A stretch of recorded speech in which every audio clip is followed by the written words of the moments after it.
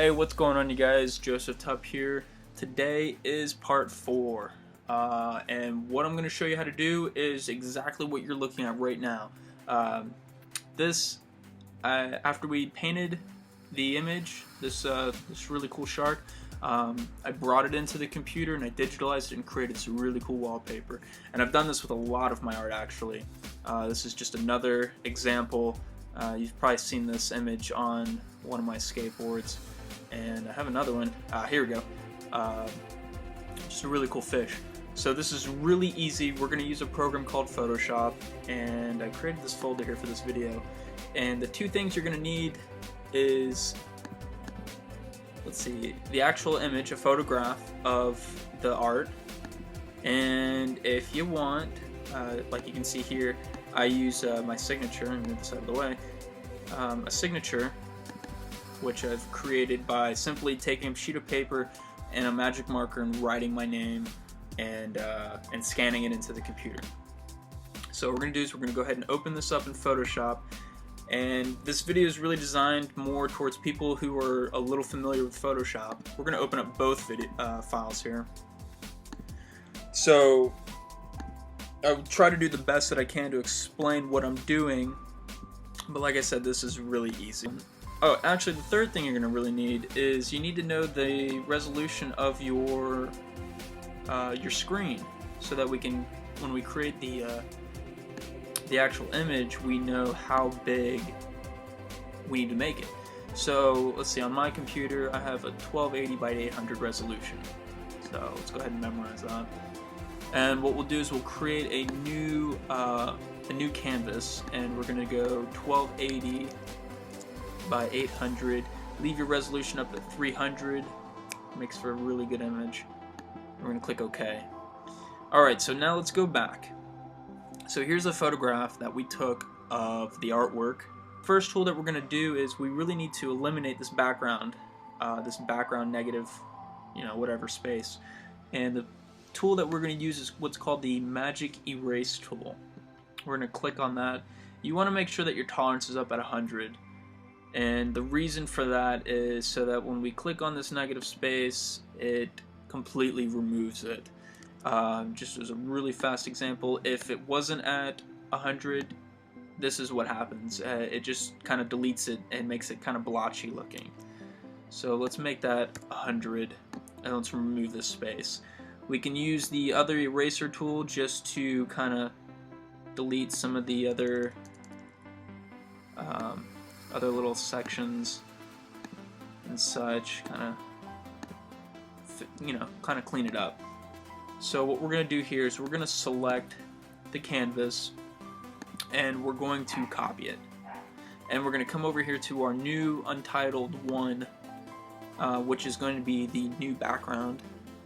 And let's go ahead and get this lock off. Just double click on that layer and it just removes it. And the next thing we want to do is we want to paste it in. So we're going to hit paste and bring our image in. You can use this move tool up here, or if you hit V as a shortcut, you can start to position this. I'm going to try to, let's see, where's it at? I'm going to try to, crap, there it is. I'm going to try to replicate what I made already, just so that you can see, in this image, it's kind of cool. It looks like, a pack of sharks swimming, and this idea of having one in the background, the foreground, and the middle ground kind of creates this idea that it's a little bit more three-dimensional instead of just one image. So let's get back here.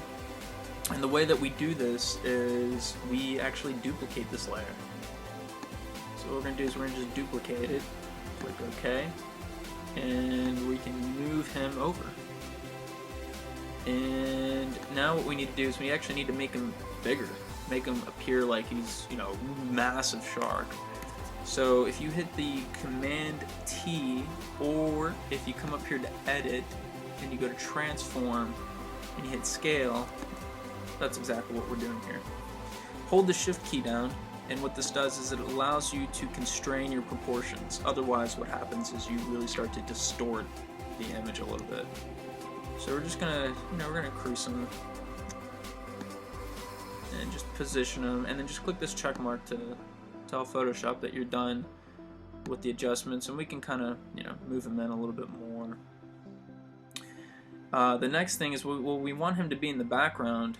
So with his fin sticking over here, we need to put him in the back. So put him underneath. That way he drops down.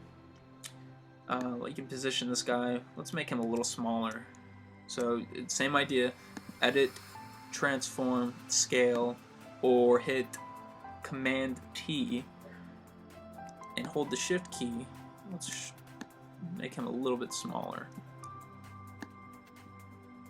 Bring him up a little bit. And we can click OK. Now another really cool tip to duplicate layers is if you hold the Option or Alt key, depending on what computer you guys are using, you can see that your cursor changes. You have this one right now represents a move, and this is like a duplicate. As you can see, like the cursor kind of copies itself. So if you just click on the image, and we can bring them in. Let's move this guy up a little bit, position these guys up a little, bring him in, make him just a little bit bigger. There we go. Alright, so the next thing that we want to do is, I like to do black backgrounds only because it cuts down on battery usage, and I just like it. We're going to use the paint bucket tool, and we're just going to color the background black. Okay, so now the next step here is to, let's see, they all look like they're just sitting on the same plane. So in order to make them appear like they're one's in the background, one's more closer, and such like that, we need to change the opacity of these images. So if we find this background image, which should be this one right here, you can come up here and change the opacity and bring it down a lot. You know, you want him to look like you can barely see him in this black water. And so now the next thing we want to do is we want this foreground one, we want to do the same idea, but not as dramatic. And we'll leave the middle one, you know, fine, because he's kind of like the focal point in this wallpaper. Position him up a little bit more. Okay, so now the next portion is we want to use our name. We want to get our name in there. So if you use your shortcuts, Command A to select everything, we need to invert it because the background is black and our text here is black, so we need this to be white. Use the shortcut Command I or Control I, and we're gonna just copy it and we're gonna paste it in. It's gonna come in really big, so we just scale it down.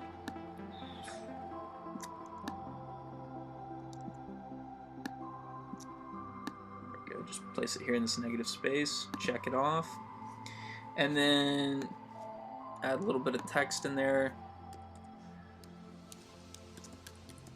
I like to put my websites, josephtubb.com, keep you guys up to date the best that I can on all my latest work. Shrink this down a little bit, click OK. And let's see, select both of these layers so we can move them together. If you hold the Shift key, you can actually kind of nudge a little bit quicker. Let go of the Shift key and use the direction. It's a little bit more precise. So this is kind of a cool idea of what you can do. And if you want to get even a little bit more creative and you want to just have some fun, you can actually change the colors. This is just a really cool thing about Photoshop. You can come up here to Adjustments, Hue and Saturation, and let's make him like a green. So let's take this slider of Hue and make him green. It's like almost like a Kawasaki green, but I want it to be more smoky. So what we can do is saturation represents the brightness or the dullness of a color. Bring it up, it makes him more of a neon. Bring them down, kind of makes them look a little smoky looking, brings the gray in.